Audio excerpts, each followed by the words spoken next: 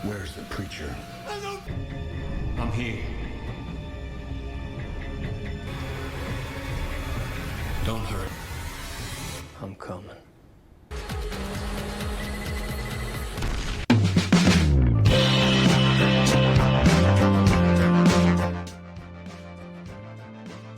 Yuhu everybody, welcome back again with me Chanku yang akan menemani Legiday kalian dalam rangkuman film kali ini. Melanjutkan serial film Preacher Season 2 episode yang ke-6. Kali ini kita akan difokuskan dengan cerita Santo yang dijuluki sebagai pembunuh tanpa jiwa serta asal muasal doi yang tak diterima di surga hingga membuat malaikat serta iblis takut padanya. By the way, jangan lupa subscribe, like, komen, serta share untuk mensupport gue tentunya. Dan tanpa banyak bacot lagi, langsung saja pasang headset kalian, naikkan volume HP-nya, and go to the list. Story guys.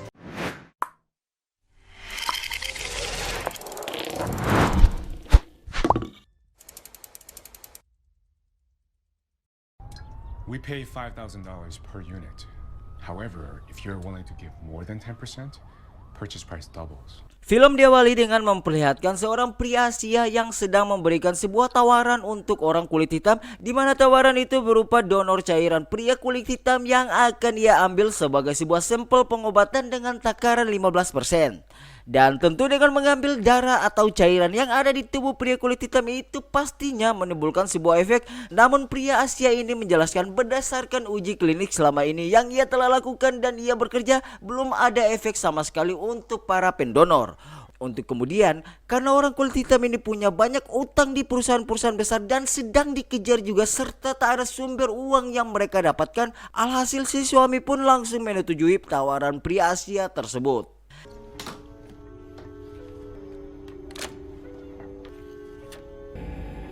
Ready? Nah, setelah sepakat mereka pun langsung melakukan pengambilan cairan yang ada di tubuh pria kulit hitam dengan alat canggih teknologi tinggi, di mana proses pengambilan itu pun berjalan lancar jaya tanpa hambatan sama sekali. Dan setelah selesai sesuai dengan kesepakatan di awal, si pria Asia pun langsung memberi cek yang berisi nominal uang yang telah mereka sepakati di awal. Dan singkat saja, si pria Asia ini pun langsung melanjutkan perjalanannya dan terlihat ia mendapatkan pengawalan yang sangat amat protektif dengan kendaraan berlapis baja saat mereka sedang melakukan operasi mereka. Ya, setelah sampai di tujuan, pria Asia ini pun langsung bertemu dengan seorang pria yang kaya raya, di mana bisa dipastikan pria Asia ini mempunyai bisnis pengobatan yang ampuh sampai jasanya dipakai oleh para orang-orang kelas atas, yang mana istri dari pria orang kaya ini mengalami penyakit langka, dan karena penyakit langka itu istrinya lupa dengan nama suaminya serta bahkan yang paling parahnya ia tak pernah menggunakan celana di dalam rumah mereka sendiri. Now, I need something that belongs to Mildred, so that I can confirm that this is a match. Nah, karena alasan itulah si suami pun langsung memanggil pria ini, di mana untuk membuat obat pasien sangat simpel, dikarenakan agar menghasilkan sebuah obat yang pas untuk pasien, pria Asia ini membutuhkan sebuah benda yang dipakai oleh pasien. Sebab dari benda itu ia bisa mengukur kecocokan sampel cairan dengan kondisi para pasien yang akan ia hasilkan sebuah obat yang akurat untuk si pasien. It's close enough. What now? Now, we turn it into a consumable. Dan setelah mendapatkan kecocokan yang tak terlalu jauh indikatornya, maka itu sudah bisa dikatakan valid sesuai prosedur pengobatannya. Untuk kemudian alat itu pun langsung mengubah cairan yang ada di dalam kapsul menjadi sebuah pil yang bisa dikonsumsi, yang mana ketika selesai menelan obat tersebut, istrinya yang awalnya mengalami amnesia kini ia sudah bisa mengingat suaminya, entah karena apa yang pasti akan dijelaskan nantinya. Tapi nanti ya guys ya. Richard? Lalu ketika selesai dengan urusannya dan setelah mendapatkan bayaran yang sangat amat banyak dari pria sultan, kini mereka pun langsung melanjutkan perjalanan mereka, yang mana ketika pria Asia itu masuk ke dalam mobil, ternyata banyak sekali sampel cairan yang ia bawa di dalam mobil yang akan ia transformasikan ke dalam bentuk obat untuk para pasien. Dan inilah dia film Preacher Season 2 episode 6.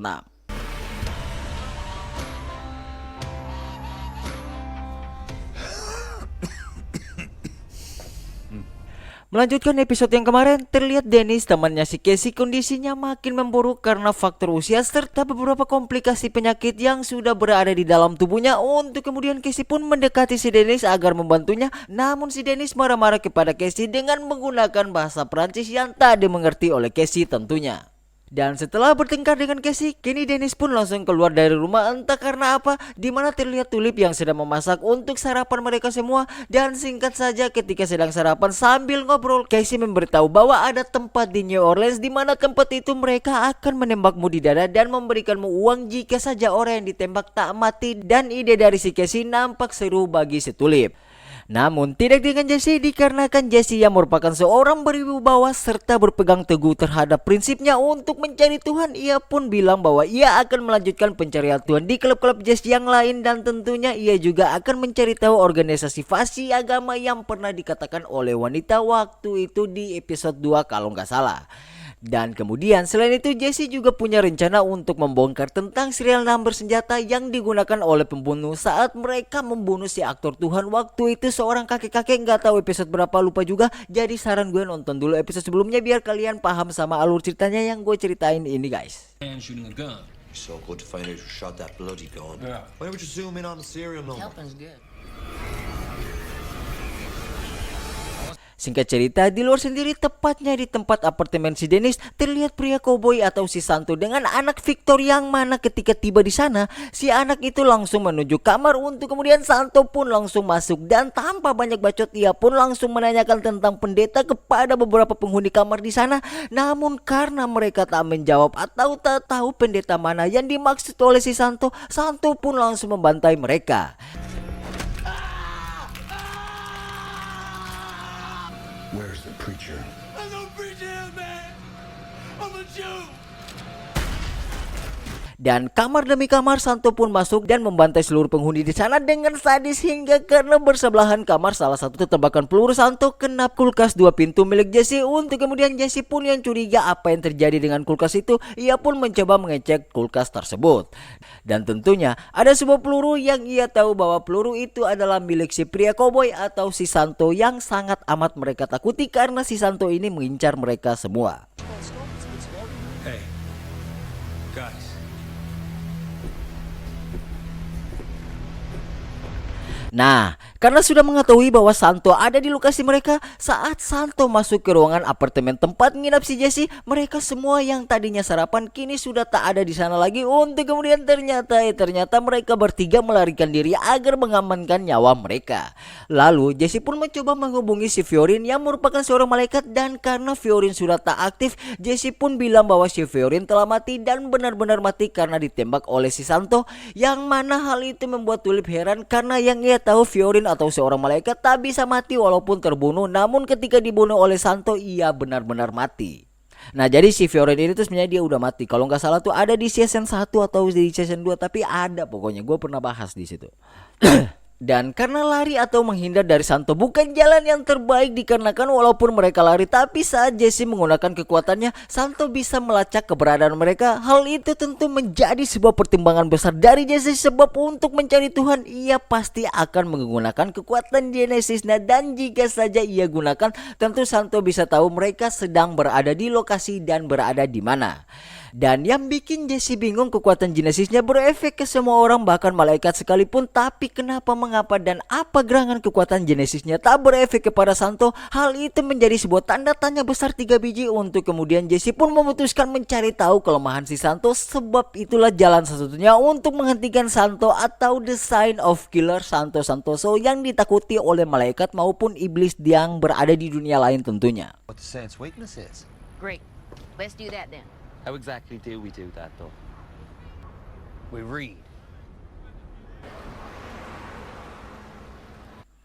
Nah, sedikit penjelasan. Jadi Santo ini tuh berasal dari masa lampau jauh sebelum buyut Jesse lahir, serta Santo sebelum mendapatkan sebuah julukan si pembunuh tanpa jiwa atau mesin pembunuh kejam dari neraka, yang tentunya dikenal oleh semua orang dikarenakan ia dikisahkan dan tercatat dalam sebuah sejarah yang mana ia dikenal sebagai pembunuh yang sangat handal. Namun suatu hari ia jatuh cinta pada seorang wanita dan akhirnya menikah dengan wanita itu yang ia cintai serta dikaruniai seorang anak gadis gadis tentunya.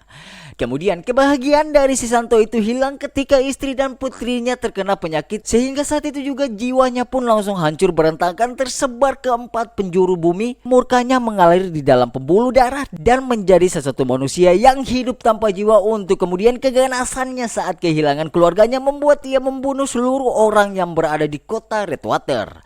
Known commonly as the Saint of Killers. But our story doesn't end here.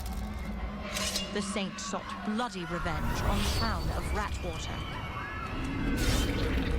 Dan karena dosa dari Santo itu, ia pun tak bisa mendapatkan tempat di surga karena Tuhan mengusirnya ke Netheworld dan dipenjarakan secara paksa untuk mengenang kembali memori kelamnya berulang-ulang kali. Dan karena Santo adalah orang yang paling dibenci di surga, tentu ia juga orang yang paling ditakuti di neraka, serta kabarnya setan atau iblis juga takut padanya. We hope you enjoyed this edition of American Psychopaths. Weaknesses. I'm gonna start. He's not very well liked. Nah, setelah mengetahui cerita masa lalu Santo, kini mereka pun mulai menyimpulkan kelemahan Santo. Tapi akan tetapi tiba-tiba Casey teringat bahwa Santo yang sedang berada di rumah. Tentu ketika Dennis pulang, Dennis akan bertemu langsung dengan si Santo. Untuk kemudian saat Casey menelpon Dennis, ternyata Dennis sekarang posisinya berada tepat di depan pintu masuk apartemennya. Dan yang paling sialnya, Dennis tak paham dengan apa yang dikatakan oleh Casey dikarenakan Dennis tak bisa bahasa Inggris.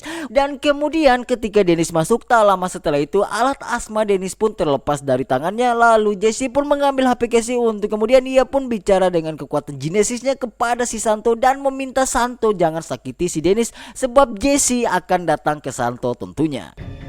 I'm here.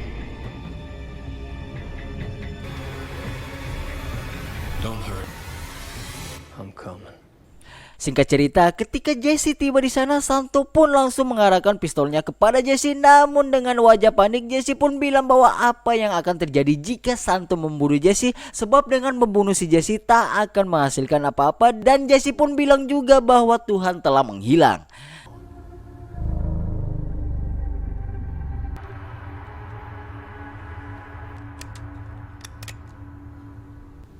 Prove it.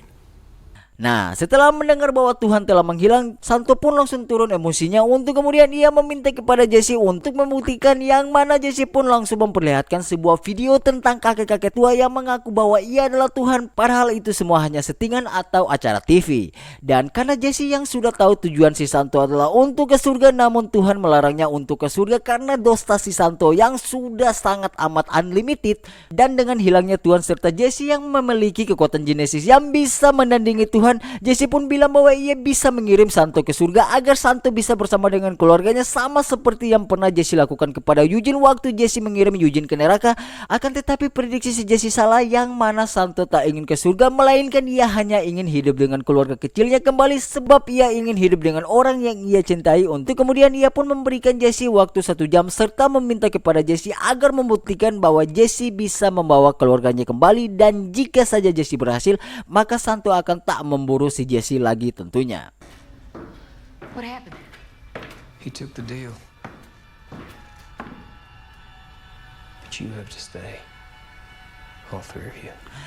Setelah Santo memberikan kesempatan itu, tentu punya alasan jaminan, yang mana Jesse menjaminkan teman-temannya kepada Santo, sedangkan dirinya akan mencari jiwa anak keluarga kecil si Santo untuk memenuhi keinginan si Santo. Lalu Jesse pun langsung pergi ke sebuah perkakas jual beli barang-barang ritual, yang mana ia pun bilang bahwa ia pun ingin membeli jiwa seseorang, tapi di toko tersebut tak menjual hal seperti itu kepada orang-orang lain. Untuk kemudian Jesse pun memberitahu namanya dengan nama Jesse. Who the hell are you?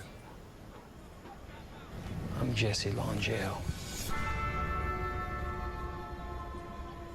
Nah, untuk marga Jesse yang satu ini tuh tentu ada ceritanya nantinya. Biasa kan yang kita tahu tuh Jesse itu namanya kalau nggak salah tuh Jesse Kastner. Tapi Jesse bilangnya dia bukan dari Jesse Kastner, tapi dia dari Jesse yang bermarga ini karena keluarga ini tuh punya privilege agar membeli barang-barang ritual untuk kebutuhan mereka. Tapi nanti akan dijelaskan. Nah, tentu dengan tahu marga itu, pria itu pun nampak ketakutan untuk kemudian terjadi perbincangan yang cukup privasi di mana ia bilang bahwa untuk mencari jiwa atau jual beli jiwa tokonya tak punya kemampuan itu, namun ada orang Jepang yang berteknologi tinggi serta bervolume tinggi berhasil mengembangkan sebuah alat untuk memanggil jiwa sehingga beberapa usaha perkakas dukun-dukunan pun tak mampu bersaing hingga mereka semua pun langsung gulung tikar, guys. Mother Cuba days, they buried us all. Angelville. Hanging on by a thread. Dan secara bersamaan saat itu juga mobil yang mereka bicarakan ada di seberang jalan untuk kemudian Jesse pun langsung menghampiri mobil itu. Namun ketika ia ingin bicara ternyata mobil itu tak bisa mendengar apa yang Jesse bicarakan karena mobil itu menggunakan baja serta kaca anti peluru di mana secara bersamaan Tuli pun menelpon Jesse. Lalu Jesse pun menanyakan kepada Tuli bagaimana caranya menghancurkan sebuah pelindung baja. Any idea how to break into an armored truck? What? Where are you? Trying to break into an armored truck. What? Okay, do you got... Dan setelah memberitahu semua kebutuhan untuk membuat peledak, Jesse pun langsung menempelkan peledak itu ke mobil. Namun hal itu sia-sia saja di mana secara bersamaan ada seorang polisi yang mendekati Jesse karena melihat ulah Jesse yang ingin mengebom sebuah mobil.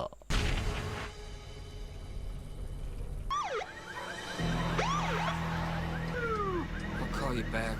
Sedangkan di sisi lain, tentu dengan hilangnya kabar dari Jesse membuat Tuli panik karena waktu mereka cuma 1 jam. Untuk kemudian di tengah panik itu, Dennis temannya Casey pun nampak makin sekarat serta Casey yang susah memahami bahasa Dennis sebab Dennis menggunakan bahasa Prancis. Di mana terkuak fakta menarik yang mana Dennis adalah anak dari Casey bukan teman dari Casey tentunya. No. He's my son. No way. Dan tentu kalian pasti bingung mengapa si Dennis itu lebih tua dari Casey ayahnya. Ya, jawabannya adalah sebab Casey adalah seorang vampir yang tentunya awet muda serta abadi dalam hidupnya. Dan Tulip yang tahu bahwa itu adalah anak si Casey, tentu hal itu membuatnya empati terhadap kondisi si Dennis yang mana ia mencoba menegosiasi dengan si Santo. Tapi hal itu tak membuat Santo berbaik hati dan tak memberikan pengecualian terhadap kondisi apapun yang sedang Tulip, Dennis, dan Casey alami. Yang mana Tulip pun juga yang tahu masa lalu si Santo, ia pun langsung menyinggung tentang putri si Santo dan tiba-tiba What would you do if it was... Preacher's not here by 6. Medicine won't help. kemudian di sisi lain, Jesse yang gagal menghentikan mobil penjual jiwa dikarenakan ia ditahan oleh polisi, ia pun memanfaatkan privilege polisi untuk menahan mobil penjual jiwa tersebut. Untuk kemudian ketika Jesse di dalam dengan pria Jepang yang di awal film tadi, guys, pria Jepang pun menjelaskan metode untuk membuat jiwa harus menggunakan barang yang cocok untuk orang yang ingin menjual jiwanya. Tapi kalaupun tak cocok, persentasenya seenggaknya beda tipis dan tak jauh dari indikator A, B, dan C. I need a soul that matches this bullet. None of these match. I told you, it's rare. I don't have this. No match. Dan karena peluru milik si Santo tak cocok untuk dia buat sebuah obat pemanggil jiwa, serta semua barang yang ada di situ tak mempunyai presentasi yang cocok juga, tentu hal itu membuat panik si Jesse dikarenakan waktunya tinggal sedikit lagi. Untuk kemudian ia pun mendapatkan sebuah ide yang mana ia mencoba menjadikan jiwanya untuk menjadi sebuah bahan tes alat itu agar bisa mencocokkan indikator antara barang peluru si Santo dan jiwanya si Jesse. Dan ternyata hasilnya cocok, dan karena tak punya pilihan lain lagi, akhirnya ia pun setuju untuk menjadikan jiwanya sebagai taruhan agar bisa memberikan kepada si Santo, dan si Santo tentunya akan membebaskan teman-temannya tentunya.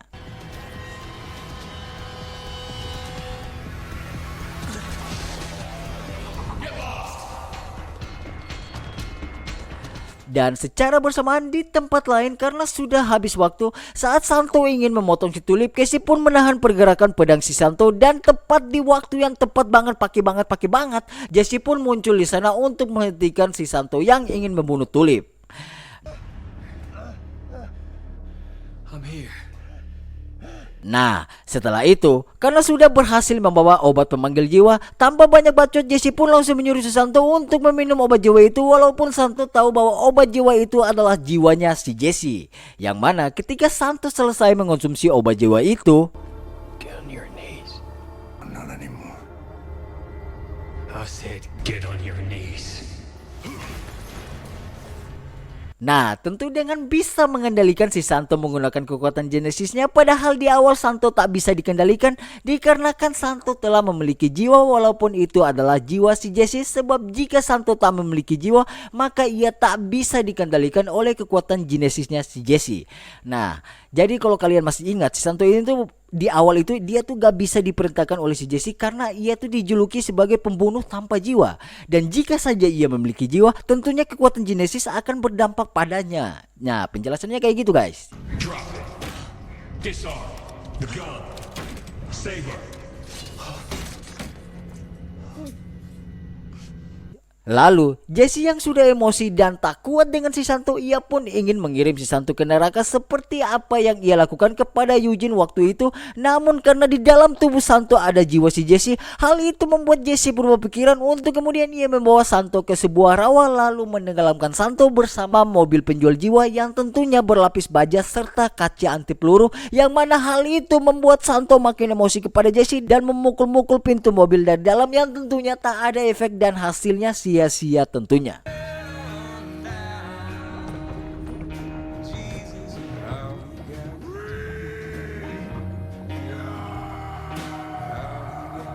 Lalu, film ini ditutup dengan Tulip yang nampak trauma dengan si Santo karena keganasan si Santo tadi, serta terlihat Jesse yang sedang menyembunyikan semua peralatan perang si Santo di bawah lantai yang berada di toilet. Dan film pun selesai guys.